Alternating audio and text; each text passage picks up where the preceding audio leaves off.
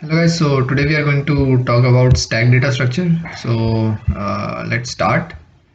First, let me write the topic name, which is stack data structure. So in this, we need to know what a stack data structure is and how it works. So while talking about stack, we know that a stack is a data structure where input and output of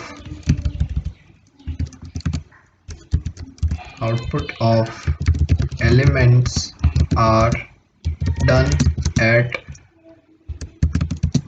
one end. So what happens in stack is we usually insert element and delete element, and we can do it from any end. In normal data structure, in arrays or in cube, we can do it from either ends, but in stack we only insert and delete the elements from one end.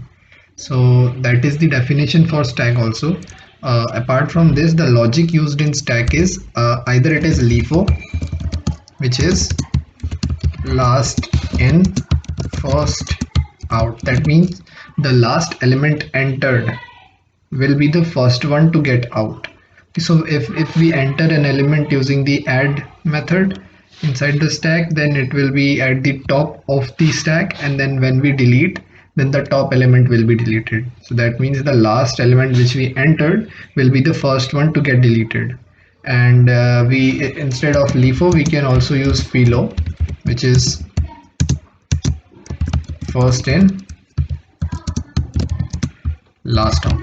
That means the first element which we entered inside the stack, so that will be the last one to be deleted from the stack also. That means if I enter a element, let's say 5, and then I enter another element, let's say 10, so 5 will be the last one to get deleted because I have entered the 5 in the beginning. In the first element I entered was 5, so the last element deleted will be 5. So let me draw a structure for you, how the stack looks like and how it works. So just consider it as a container. We usually use array, or we can use linked list.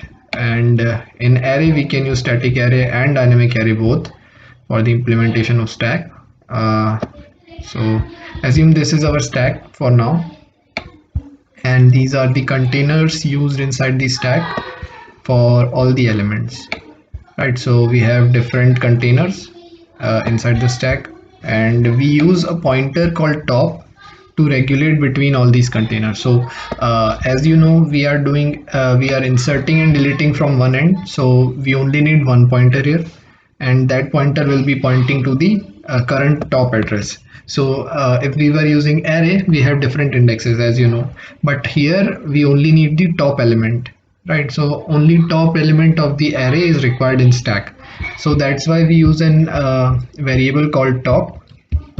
So top is used, and what top does is it usually points to the current element entered. So let's say I have entered a element uh, in this stack. So let's say it's a string stack, and I've entered let's say coding. Right, so I've entered coding in inside this. So currently the top will be at the 0th index. So if this is my array, then the top will be pointing at 0, and at the 0th index we have coding.